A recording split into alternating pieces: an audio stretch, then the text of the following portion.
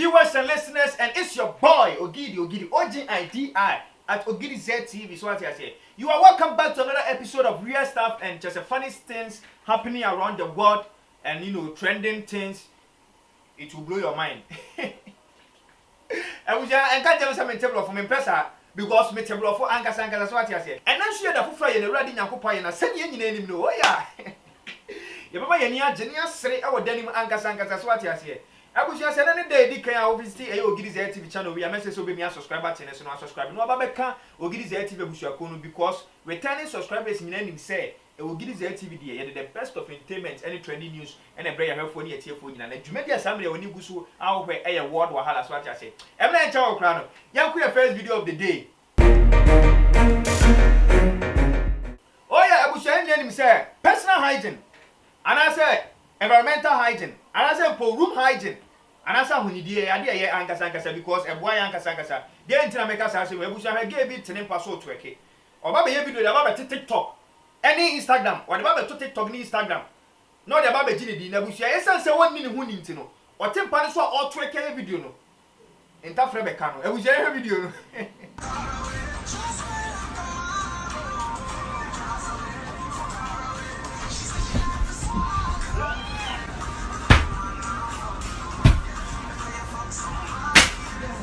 Or chia, I think I would done it. What impossible boom we say, who won't have it all usru, who done it? And Gabon and called cowbell. I was again in the winning to tough friend and then say, oh, in there with you. Oh, but I came to Instagram, I just like seeing views, tough friends, hey, anyhow. With the bow video in crown on you. I feel what chill out, the body be pure or they put tough friend. Just I want to say. I was next video so. I was next video so. Oh yeah, this is the main reason why you have to focus in life. Always you have to focus in whatever you are doing, and sana you get to second thought. So what I say, make up your say. I was remember me you be a bricks na the edman we yan say the original so bricks ni bia no ato no the amadio or form no agye no the ato form. So what I say. Abusia, what's that maybe say no? And you focus, so I say because also who say would be two from now? The all tono so yet eba. Nabusia, oh yeah, the original from the lusu focus. Nina say, oh man, I drain and an ni ekodi as a bufflobia I want a chiswati. I say, was not a guy be Casano, sir? The original so not to block sleep. I was at every video. Salam alaikum. Alaikum assalam. Salam alaikum.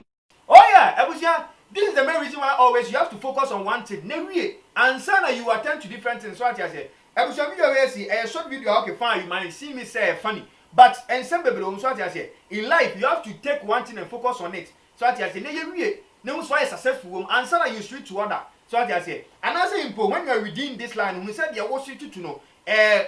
It doesn't exceed your strength. So what I say. So bet my compile to na bu what my young mama na e come there. Ubet my. But say what video just focus on one thing. So what I say. I was saying him there. At here near some the true now so what I say. Or that e ko for no chia sabia. Oh yeah yeah. Just I want you one want to say. Ha. I was ya next video so. Oh yeah, I was ya. Our third videos, young name said there are so many things that it's not our culture. I feel in Africa we are adapting to it. So what I say, some of that just say bro, now guys and boy. Young also, I was young name said our Ghana has said, no idea come on, says if you are shopping more, stairs and I'll bet for Pagano so what I say. And I think say early 90s more than they introduce you as elevator lift, yeah, lift, elevator. You introduce you elevator and no big hospitals, and here big hotels and now call the but you say Africa and I say Ghana as a whole, no, yet not adapted to the Western culture.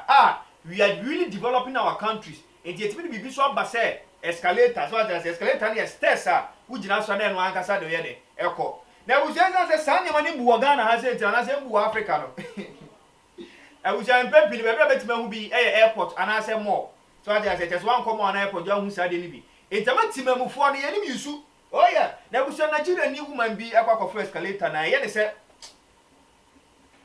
we'll talk with you. I was on every video. You only you waka come.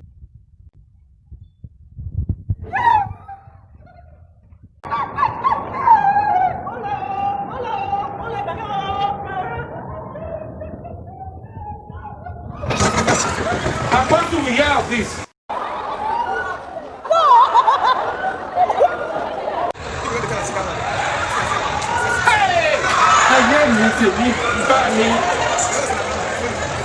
Oh yeah, I was here.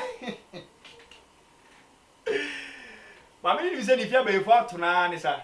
Eh?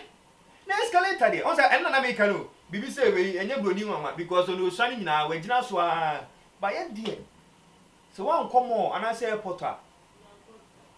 You never so copy me say if you ask me because Ghana is still a developing country, so that into the Yeniska event my yes, I need my baby, I'm a boy, just to be a bit my first be and I said Nigeria so as well as into BBC and say, oh, yes, my Munasa Africa has been a bit one and yeah. I just say more and okay about pet and I say airport. It's no mamma, I don't blame her, but the money of Holland said, send your city to Tony in Nigeria, my account once a month, is what I say. I was young next video. Oh, yeah, Abuja. Africa, we are blessed with so many talents, so I say, but as I said, most of the times, no man who didn't mean to know your talents na hinder. And I just say, you did it in your mafu be a church, as M. Y. And so young people why give you a dear doing in as what I say. Your Baba video, and I say, I'll video me. The Panoya Sunday and go blue and go blue new chroma.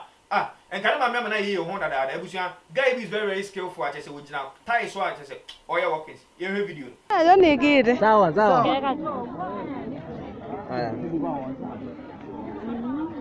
Ngima.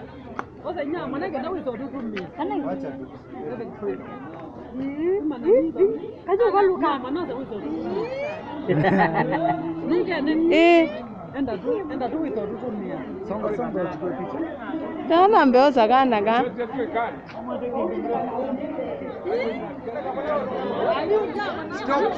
Oh yeah, I was trying to say when I just watch I say, just say it's unbelievable so I say because tidy here would be international local and him now Pele guy, he's so wonderful. But send him big kind Africa there.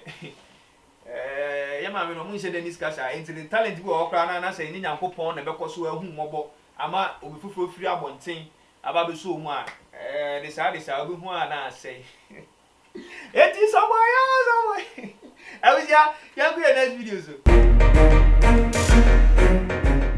I was here. Answer my video we want some now. Let me get to the real American life and that's what I say. Akatafo abo chenku you so are you. Oh yeah, much better. Say my real American ankasa so what I say. I was here and then say America trend in the bus no. E tira me we say yes say America for so what I say. Enti ye ntali shem, ye kasem, ye didiem. Debi ye didiem dey count because we do not know so that no power could be na the Ghana as could be beggar before no etwa etia say ye didiem dey count but ye be bia na ye mu dey say America for so what I say enti ntali shem no oh yeah we say ama akatafo bagana ebeni akatafo bagana ankasa abusia ye video we akatafo abo no chenku jina fonti yewu ya me sanu so yewu the real catapult so what I say. Hey! A chanka say wow!